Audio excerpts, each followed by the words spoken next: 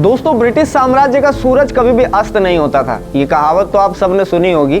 हाँ, ये कहावत बिल्कुल सच थी और ये कहावत जब जब मैं सुनता हूँ मेरे को शशि थरूर का एक कथन याद आता है।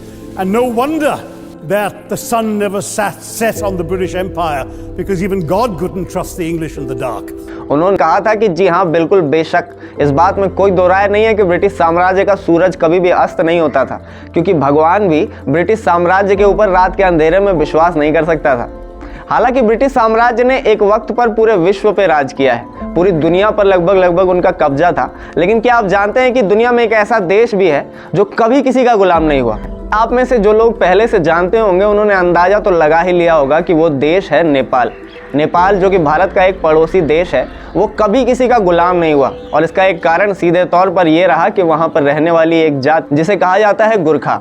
गुरखा वो लोग हैं जो कभी नहीं हारते, किसी से नहीं हारते, ना हिम्मत और ना जंग। गोरखा रेजिमेंट के लोग आपको दुनिया के कई बड़े बड़े देशों की सेनाओं में मिल जाएंगे, चाहे वो भारत की सेना हो, पाकिस्तान की सेना हो, इंग्लैंड की सेना हो या फिर वो अमेरिका की सेना हो। आपको हर जगह नेपाल के लोग आर्मीज में सर्व करते हुए नजर आ जाएंगे। पुरानी कहावतें हैं कि नेपाल के राजा को माँ भगवती दुर्गा का आशीर्वाद प्राप्त था कि वो अजय हो जाएंगे, उन्हें कभी कोई हरा नहीं पाएगा। और ये बात कितनी सच है कितनी झूठ ये तो नहीं पता, पर हाँ इतना तो जरूर सच है कि नेपाल को कभी कोई नहीं हरा पाया, किसी बात पे भी नहीं, किसी जंग में भी नहीं। नेपाल हमेशा अजय रहा और उसके ऊपर कई बार ब्रिटिशर्स ने भी कब्जा करने के लिए हमला करने की कोशिश तो की, लेकिन नेपाल ने उन्हें मुंहतोड़ जवाब देते हुए पीछे धकेल दिया।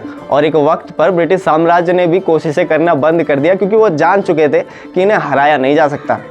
यूं तो नेपाल के कभी गुलाम ना होने के बारे में जानकारों का ये मानना है कि नेपाल में कभी इतने खनिज या धन संपदा थी ही नहीं कि उसे कोई जीत कर उस पर राज करना चाहे। और जब ब्रिटिशर्स भारत में आए थे तो वो सिर्फ बिजनेस करना चाहते थे। उनका एक और एक इकलौता उद्देश्य अपने कंट्री में पैसे कमा कर भेजना था। वो किसी भी तरीके से बस धन इकट्ठा करना चाहते थे और इस मामले में उन्हें हिंदुस्तान के लोग थोड़े से मूर्ख लगे। उन्हें लगा कि इन पे तो राज भी किया जा सकता है, इसीलिए उन्होंने हम पर राज कर लिया। लेकिन जब वो नेपाल पर हमला करने गए तो नेपाल से उन्हें इतना तगड़ा प्रतिरोध झेलने को मिला।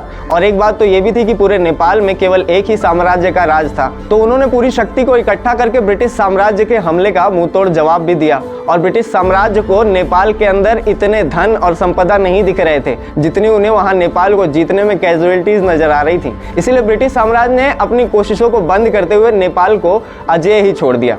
वरना मुमकिन था कि ब्रिटिश साम्राज्य मजबूत सेना लेकर आ जाता तो वो शायद नेपाल को भी पराजित कर देता। लेकिन ये बात ईस्ट इंडिया कंपनी के पर्सनल इंटरेस्ट में नहीं थी ना, इसीलिए शायद उन्होंने कोशिशें छोड़ दी और नेपाल आखिर तक अजेय ही रह गया।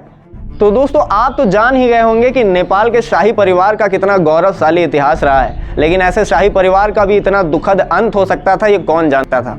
दरअसल नेपाल के शाही परिवार का अंत कुछ यूं हुआ कि उसी परिवार के युवराज ने अपने माता पिता के समेत परिवार के 9 अलग अलग सदस्यों की हत्या करके खुद भी आत्महत्या कर ली। आखिर ये हत्याएं क्यों हुई थी, उन्होंने अपने परिवार के ही सदस्यों की जानें क्यों ले ली थी, ये गुत्थियां अभी तक सुलझ नहीं पाई हैं। इस बारे में बहुत सारी अलग अलग थ्योरीज आती हैं। कहा जाता था कि नेपाल के प्रिंस ने अपने ही परिवार की हत्या एक लड़की के प्यार में आकर की थी और उनका नाम था देवयानी राणा, जो कि भारत की ही रहने वाली थी। वो नेपाल के शाही परिवार के हत्याकांड होने के तुरंत बाद ही भारत लौट आई। लेकिन अभी तक इन बातों की भी पुष्टि नहीं हो पाई है कि क्या आखिर इन्हीं कारणों की वजह से नेपाल के प्रिंस ने अपने माता पिता और परिवार के लोगों की हत्या कर दी थी, या इसके पीछे कोई और भी कारण है। नेपाल के लोगों से वहां की कहने सुनने की बातों में तो ये भी आता था कि नेपाल के शाही परिवार के पास एक पारस पत्थर था।